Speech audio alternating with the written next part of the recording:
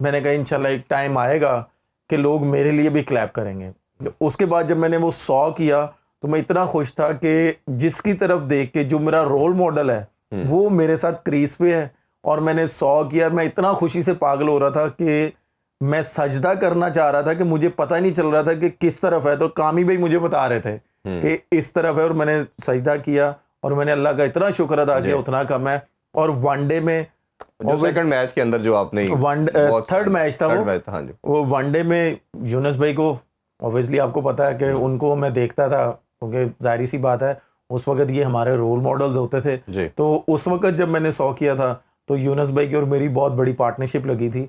तो यूनुस भाई ने मुझे बहुत ज़्यादा अप्रिशिएट किया था। एक और क्वेश्चन है उज़ैर आरिफ का, आपने अपने कैरियर में बहुत सी शानदार इनिंग्स खेली हैं, आपकी फेवरेट इनिंग्स कौन सी है जो आप हमेशा याद करते हैं, इसको चेरिश करते हैं, रिकॉल जब भी करते हैं तो आपको बड़ा वो मज़ा आता है? टेस्ट मैच की, वनडे की या T20? जो आपको सबसे फेवरेट लगती है कि यार ये जो इनिंग्स थी ना, ये मैंने अपनी बेस्ट थी मेरी इनिंग्स। देखें, शायद आप मेरी इस बात से इत्तेफाक करें या ना करें, लेकिन जो टेस्ट मैच की मेरी इनिंग्स थी ना, कामी भाई के साथ मेरा डेब्यू का 100 था जो, वो समझ लें कि मेरी, समझ लें एक तरह की वो ख्वाहिश, क्या मेरी, और बड़ी मुश्किल पिच थी, बड़ी मुश्किल पिच थी कि कामी भाई को देख के मैंने क्रिकेट स्टार्ट की। आपको अच्छे तरीके से याद होगा कि इंग्लैंड टूर था पाकिस्तान में जिसमें कजाफी स्टेडियम में कामी भाई ने 100 किया था। तो उस वक्त मैं स्टैंड में बैठ के ना मैच देख रहा था। मैं क्लब से सीधा उधर गया, लोगों को नहीं पता था कि मैं कौन हूँ।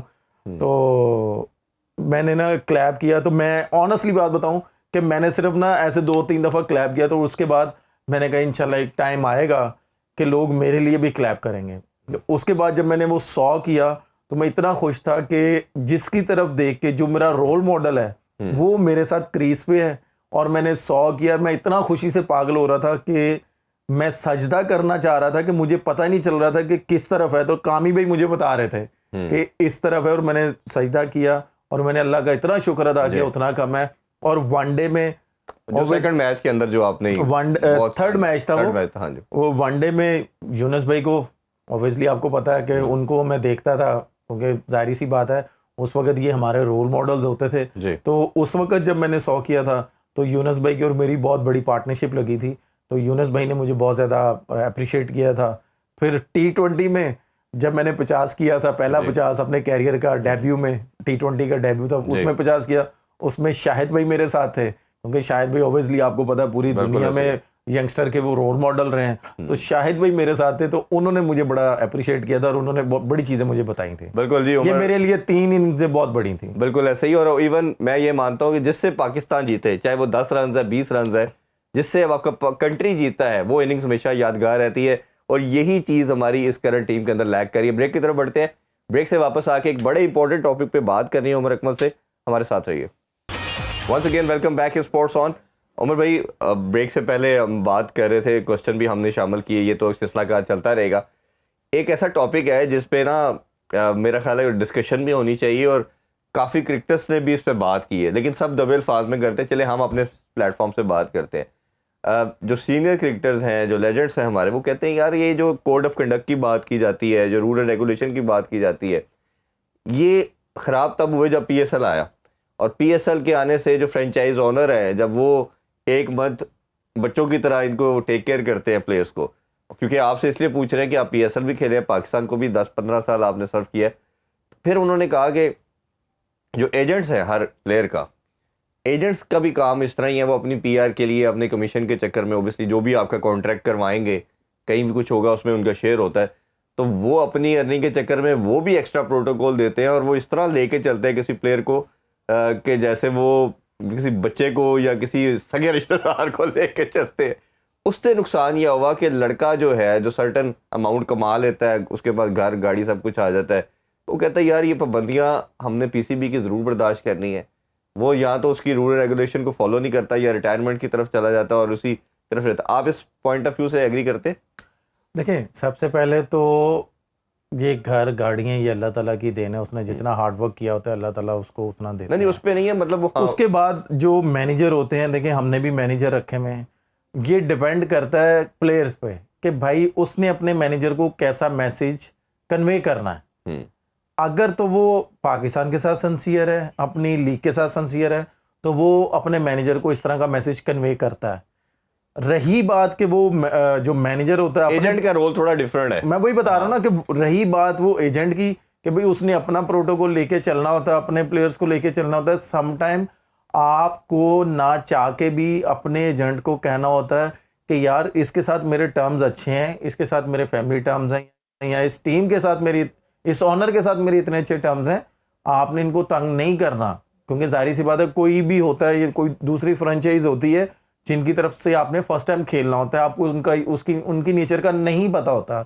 कुछ फ्रेंचाइज होती हैं आपको उनकी नेचर्स का पता होता है। जैसे आप ये कह लें कि मैं सीपीएल खेलने गया था, मैं शाहरुख खान की टीम से खेला था। उनके जो ऑनर से शाहरुख खान, आपको पता है कि पूरी दुनिया में पहचाने जाते हैं। जो उनके आगे शाहरुख खान के जो सीईओ थे कि पता नहीं क्या थे, उनकी नेचर बहुत अच्छी थी। उन्होंने मुझे बोला कि यार इतने में खेल लो, नेक्स्ट स्टेप हम कर लेंगे। मैंने कहा कोई बात नहीं। क्यों? मेरा पॉइंट थोड़ा सा डिफरेंट है। क्वेश्चन ये है कि ये इस तरह टेक केयर करते हैं या प्रोटोकॉल देते हैं या आपका ख्याल रखते हैं कि लड़के कुछ खराब हो जाते हैं, खराब इन अ वे। मैं आपको थोड़ा सा डिटेल में बताना चाह रहा हूँ आपको, इसलिए आपको लग रहा है कि मैं उस क्वेश्चन पे नहीं आ रहा। डिपेंड, मैं आपको इसलिए कह रहा हूँ ना कि ये पीसीबी को चाहिए, पीसीबी को चाहिए कि जैसे पीसीबी ने बोला है ना कि भाई हमने इन लड़कों को ज़ाया नहीं करना। अब जिंदा मिसाल है आपके सामने शहीन शाह अफरीदी की, ठीक है, कुछ भी है, आप देखें कि वो रिकवरी के बाद वो आया, उस तरह की उसकी पेस नहीं है वो, फिर भी उसके अलावा वो कंटिन्यूस लीगों में भी जा रहा है, काउंटी में भी जा रहा है। अब पीसीबी का यहाँ पे रोल बनता है या उसके मैनेजर का रोल बनता है कि यार इसको मैंने अपने साथ कैसे रखना है। जाहिर सी बात है, अगर वो लड़का फिट होगा तो उसका भी घर चलता रहेगा, उसकी भी लीगों में उसका नाम वो पुट करता रहेगा कि भाई शहीनशाह मेरा प्लेयर है, मैं शहीनशाह को लेके आऊंगा। इसमें शहीन का भी रोल बनता है कि भाई मैंने अपने आप को कैसे फिट रखना है। क्या उसने 10 साल उसने क्रिकेट खेलनी है इसी तरह कि उसने थोड़ा सा सही हो कि उसने 15 से 18 साल खेलनी है? ये डिपेंड करता है शहीन पे, और ये डिपेंड करता है पाकिस्तान क्रिकेट बोर्ड पे कि भाई इस पे प्रॉपर वर्कआउट किया जाए और इसकी वो पेस कैसे वापस आएगी, रिकवरी करेगा। भाई आपने लीगों में नहीं जाना, ठीक है, आपको पता है आजकल क्रिकेट जितनी है, इससे पहले जो हमारे चेयरमैन थे डॉक्टर नसीम अशरफ साहब, उन्होंने क्या किया था आसिफ के साथ या आमिर के साथ, शुएब भाई के साथ, कि भाई उन्होंने काउंटी में नहीं जाने दिया था। जितने का कॉन्ट्रैक्ट हुआ था उनको उतने ही पैसे दे दिए थे। तो क्यों ना हमारे क्रिकेट बोर्ड को, मैं स्पेशली मोहसिन नकवी साहब को ये रिक्वेस्ट करूंगा, ये जो हमारे प्लेयर्स हैं जो स्पेशली फास्ट बॉलर हैं, बैट्समैनों को वो ना रोकें। बैट्समैनों को वो जितना जाने देंगे वो उतना फायदा, और वो उतना एक्सपीरियंस लेके आएंगे और मुश्किल कंडीशन में वो डिलीवर करेंगे। फास्ट बॉलरों को वो रोक और उनको ये कहें कि भाई नहीं, आपने नहीं जाना, ठीक है, आपका कॉन्ट्रैक्ट हुआ लीगों में, कोई भी हुआ, आपको हम साल की 3 लीगें दे रहे हैं, आप वो खेलें। उसके अलावा अगर आपको ऑफर आ रही है, ठीक है, अगर इंटरनेशनल ड्यूटी नहीं है, आपको ऑफर है, आपने साइन कर दिया है कि भाई आप नहीं जाओ, हम आपको उसका पे करेंगे। आपने यहाँ पे रह के अपनी रिकवरी करनी है, सारा कुछ करना है। स्पिनर और बैट्समैनों को ना रोकें। ये जैसे स्टुअर्ट ब्रॉड की और अक्सर एंडरसन की बात एग्जांपल के तौर पे देते हैं, इस पे हम कल डिटेल में बात करेंगे। मुझे लास्टली ये बता दें क्विकली कि क्या ये जो एक बात बाहर मीडिया पे भी आती है कि एजेंट्स इतने पावरफुल होते हैं, फ्रेंचाइज ओनर भी समहाउ, कि वो किसी प्लेयर को इन्फ्लुएंस करके टीम में ला सकते हैं? ऐसा होता है हमारे सिस्टम में? अहमद शहजाद तो अक्सर इस पे बात करते हैं। देखिए मेरे सामने तो नहीं हुआ, मैं ऐसे ही आपसे बात करूं कि जी फ्रेंचाइज ओनर जो इतने स्ट्रांग हैं कि वो जी इतना फोर्स करते हैं। जैसे वो एक बात पहले आई थी ज़का अशरफ के दौर में कि एजेंट ही पूरी टीम सेलेक्ट कर रहे हैं, वो आपको पता होगा, इंजी भाई का भी मामला आया था, एजेंट का नाम भी सामने आया था। देखें वो अगर आया था सामने तो वो फिर गायब कहाँ पे हो गया?